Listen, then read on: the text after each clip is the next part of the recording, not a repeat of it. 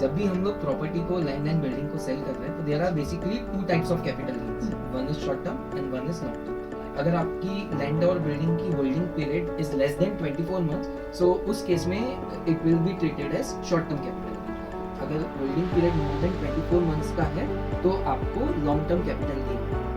Short term capital gain का tax rate एकदम simple है। लैंड एंड बिल्डिंग के सेल पे जो भी इंडिविजुअल का स्लैब रेट होता है उसके हिसाब से कैपिटल गेन उस पे चार्ज होता है। जब हम लोग लॉन्ग टर्म कैपिटल गेन की बात करते हैं तो for financial year 24-25 there was some amendments related to this.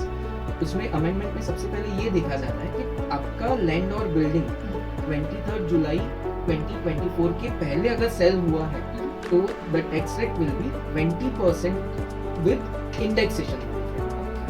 अगर आपने लैंड और बिल्डिंग को 23 जुलाई या उसके बाद में सेल किया हुआ है तो गवर्नमेंट ने इस पे एक ऑप्शन दिया है कि for those property which are purchased before 23 July 2024, अगर आप सेल कर रहे हो 23 जुलाई और उसके बाद, तो you have two options. First, आप 20% with indexation benefit tax rate दे दीजिए on long term capital gain, या तो फिर आप 12.5% से आप टैक्स पे कीजिए विदाउट इंडेक्सेशन।